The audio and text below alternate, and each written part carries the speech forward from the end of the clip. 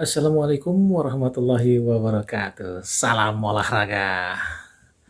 Oke, kalau kemarin, saya sempat ya membuat review pertandingan Indonesia melawan Chinese Taipei pada leg pertama playoff, kualifikasi Piala Asia 2023 yang berlangsung di Busan, Thailand tanggal 7 Oktober lalu. Nah, sekarang, saya ingin membuat satu preview atau pembahasan jelang laga leg kedua Indonesia melawan Chinese Taipei. Nah, dari catatan-catatan yang saya dapatkan ya, di pertandingan leg pertama kemarin, saya membuat catatan-catatan tentang pertandingan ini. Ini adalah di pertandingan kemarin tanggal 7, kita memang bisa menguasai bola dengan sangat baik ya. Terlihat memang sangat dominan, lebih dominan dibanding Chinese Taipei. Tapi ya kita bisa lihat sendiri bagaimana sulitnya kita mencetak gol walaupun kita bisa membuat 2 gol di pertandingan kemarin. Walaupun sebenarnya banyak juga yang mengatakan termasuk saya, seharusnya kita bisa mencetak lebih dari 2 gol. Tapi ya itu yang terjadi, kita hanya bisa mencetak 2 gol. Menurut saya, penilaian saya, kita tidak memiliki striker-striker yang bisa atau memiliki striker yang tajam ya di pertandingan kemarin. Tapi ini memang pilihan kita memang terbatas saat ini. Walaupun banyak orang yang mengatakan, kenapa tidak membawa saja Spaso atau Hari Nur yang terbukti memang lebih tajam dibanding striker-striker yang ada di timnas senior saat ini seperti Kus Hedia, Dedi Setiawan, Hanis Sagara, ataupun juga Taufik Hidayat yang namanya benar-benar cukup mengejutkan ya. Taufik Hidayat dipanggil ke tim nasional senior saat ini. Tapi banyak orang mengatakan kenapa bukan Spaso atau Hari Nur? Ya seperti yang sudah diutarakan oleh STY atau Sintayong ya bahwa Spaso atau Hari Nur bukanlah 2 striker yang masuk dalam konsep atau idenya. Mereka kalau Coach Hedia memang sudah masuk dalam radar Sintayong sejak kualifikasi Piala Dunia 2022 lalu ya di Stadion Al Maktoum Juni lalu. Sedangkan 2 striker Taufik Hidayat dan juga Hanis Segara tentu saja ini adalah 2 striker muda yang sedang dipersiapkan juga untuk timnas di bawah usia 23 tahun yang akan tampil di kualifikasi Piala Asia di bawah usia 23 tahun nanti di Tajikistan untuk melawan Cina dan juga Australia di akhir Oktober ini. Sedangkan Dedi Setiawan ya kita lihat memiliki postur yang cukup baik untuk tampil di kualifikasi Piala Asia. Nah, di pertandingan kemarin kita lihat memang Coach Hedia sangat kurang ya, benar-benar tidak maksimal, tidak perform penampilannya. Karena sebagai striker tunggal yang diapit 2 sayap kiri dan sayap kanan, penampilan Coach Hedia jauh di bawah harapan. Screening bolanya sangat lemah, kerap kali kehilangan bola. Saat mendapatkan bola pun tidak tenang, sehingga sulit untuk bisa membuat satu variasi serangan di antara para pemain Indonesia dengan Coach Hedia. Karena beberapa kali saat mendapatkan bola, dia selalu terburu-buru untuk melepaskan bola. Begitu juga dengan positioningnya. Positioningnya bisa dibilang sangat lemah, sehingga sulit untuk dijangkau umpan-umpan para pemain Indonesia lainnya. Selain itu postur tubuhnya juga tidak terlalu tinggi, karena jika melihat postur para pemain belakang Chinese Taipei yang tinggi-tinggi dan besar-besar, itu membuat Coach Hedia sangat kesulitan ya untuk mendapatkan bola-bola atau umpan-umpan yang diinginkan di kepala, karena memang umpan-umpan silang Indonesia sangat mudah diantisipasi para pemain belakang dari Chinese Taipei. Tapi yang menarik adalah catatan saya di lini tengah. Bagaimana Rahmat Irianto, pemain atau gelandang bertahan asal Persebaya Surabaya ini, saya bisa bilang adalah salah satu bintang lapangan di pertandingan kemarin selain Evan Dimas. Karena adanya Rahmat Irianto benar-benar memudahkan para pemain belakang Indonesia untuk mengantisipasi serangan-serangan yang dibangun para pemain Chinese Taipei. Karena Rahmat Irianto mampu memotong bola dan juga membaca permainan dengan sangat baik. Dan saat melakukan serangan juga cepat Rahmat Irianto untuk membantu sektor penyerangan ini. Sedangkan Evan Dimas ya benar-benar jenderal lapangan tengah ya, sangat pintar untuk mengatur tempo dan irama permainan kemarin. Ricky Kambuaya ya cukup baik, walaupun dia cedera, tidak sampai tuntas permainannya, tapi saya rasa penampilan di debutnya ini cukup bagus karena memang sangat cepat dalam membantu pertahanan, mampu menguasai bola dengan sangat baik dan cepat juga dalam transisi melakukan serangan ke Chinese Taipei. Sedangkan di depan yang ditempati Ramai Rumakik dan juga Irfan Jaya, saya kredit poin tersendiri saya berikan kepada Ramai Rumakik ya. Golnya sangat berkelas, karena itu sangat sulit loh dengan keberadaan dia diapit dua pemain lawan, tapi dia mampu mengontrol bola dengan sangat-sangat baik dan mencetak gol dengan sangat dingin.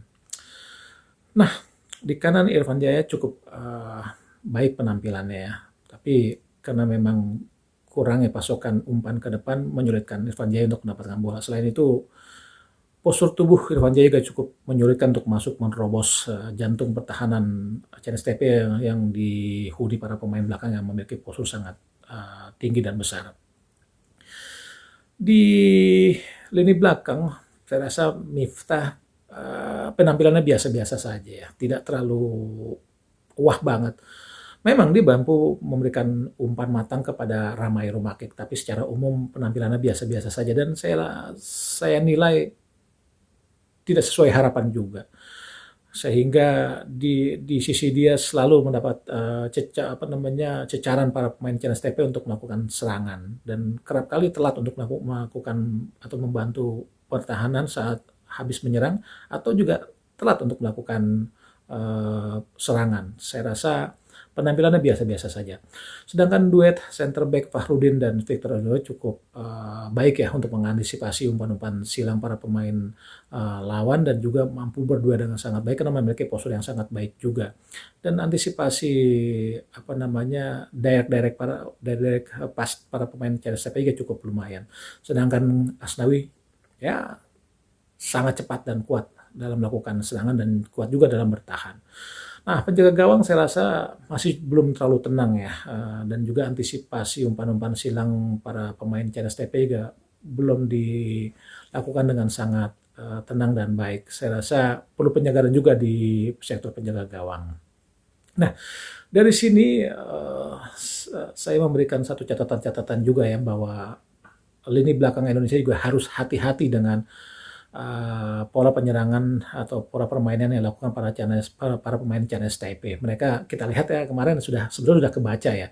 Mereka sangat mengandalkan umpan langsung dan set piece karena memang memiliki postur sangat baik dan umpan-umpan silang. Nah, itu makanya memerlukan para pemain belakang atau pemain-pemain yang memiliki postur sangat baik untuk mengantisipasi umpan-umpan silang para pemain Chinese Taipei. Dan set piece-nya saya rasa sangat baik dan ini memang sangat diandalkan karena mereka melihat para pemain Indonesia tidak terlalu tinggi dan gol Chinese Taipei kemarin juga set piece yang sudah dirancang oleh mereka dan saya lihat tidak adanya koordinasi dan konsentrasi para pemain Indonesia khususnya penjaga gawang. Harusnya penjaga gawang yang memiliki penglihatan atau wawasan lebih luas harusnya Riyandi kemarin bisa mengatur tapi tidak dilakukan dengan sangat baik dan para pemain Indonesia pun hanya melihat bola ya tidak melihat pergerakan para pemain lawan sehingga pemain lawan yang sudah ada di kotak penalti sangat mudah untuk bisa mencetak gol. Ini kesalahan yang harus bisa diantisipasi oleh Sintayong. Nah, dari uraian-uraian seperti ini saya rasa Sintayong tetap harus mengandalkan formasi 4-3-3 ya. Saya rasa perlu juga ada perubahan penyegaran di tim Indonesia besok. Maksudnya nanti malam. Seperti penjaga gawang bisa juga lah Nadio untuk tampil, sedangkan di bek kanan Asnawi sudah tidak perlu digantikan. Duet center back Victor dan juga Fahrudin saya rasa cukup solid. Sedangkan bek kiri saya rasa Arhan bisa dimainkan karena kemarin saat Arhan main penampilan Indonesia menjadi lebih tajam dan kuat saat menyerang. Dan gol kedua Indonesia dicetak Evan Dimas juga salah satunya andil dari Arhan Pratama. Sedangkan di lini tengah, trio lini tengah saya rasa belum perlu digantikan, setidaknya sampai babak pertama atau pertengahan babak kedua. Evan, Irianto, dan Kambuaya saya rasa masih bisa dipertahankan. Sedangkan di depan Ramai Gromakik saya rasa tetap harus ada. Sedangkan di ujung tombak Kusida saya rasa perlu diganti dengan Dedi Setiawan, karena Dedi Setiawan memiliki postur yang lebih tinggi dibanding Kus, yang saya rasa bisa menjadi sasaran para pemain Indonesia untuk memberikan umpan-umpan silang, karena memiliki posisi yang cukup tinggi juga, walaupun tidak setinggi para pemain belakang dari CNS Taipei. Sedangkan saya di kanan, Irfan Jaya, saya rasa perlu juga dilakukan penyegaran dengan Witan Sulaiman, supaya para pemain-pemain baru ini tidak terlalu mudah dibaca oleh CNS Taipei. Dan tampilnya Witan juga saya rasa sangat baik untuk variasi serangan Indonesia. Dengan pengalamannya bermain di Eropa, saya rasa cukup baik juga buat Sintayong memberikan satu pilihan di lini depan sisi kanan untuk Witan Sulaiman. Nah, di luar itu Sintayong juga sedang mempersiapkan tim ini ya buat kualifikasi Piala Asia di bawah usia 23 tahun nanti melawan China dan juga Australia di akhir Oktober. Saya rasa penampilan para pemain-pemain muda seperti Witan Sulaiman juga perlu diperhitungkan, karena kualifikasi ini juga menjadi salah satu pemantapan dan uji coba tim nasional usia di bawah usia 23 tahun ya, yang tampil di kualifikasi ini. Saya rasa ini juga salah satu pertandingan yang sangat penting buat Indonesia, selain untuk lolos ke Piala Asia di Uzbekistan nanti, maksudnya di Cina nanti pada tahun 2023, dan juga sebagai ajang pemantapan tim nasional di bawah usia 23 tahun untuk tampil di kualifikasi Piala Asia di bawah usia 23 tahun nanti di Tajikistan melawan Cina dan juga Australia. Nah, dari uraian-uraian ini saya yakin ya Indonesia bisa lah untuk kembali memenangkan pertandingan setidaknya dengan 2-0. Karena jika kalah dengan 1-0, tentu saja posisi Indonesia akan sangat berbahaya, karena memang CNS Taipei hanya tinggal membutuhkan hasil kemenangan 1-0 saja. Tapi buat Indonesia imbang saja sudah cukup untuk lolos ke Piala Asia nanti di tahun 2023. Nah, pemirsa, demikian uraian-uraian saya tentang review pertandingan nanti malam antara Indonesia melawan CNS Taipei yang akan berlangsung di Buriram, Thailand. Semoga saja Indonesia menang. Salam olahraga.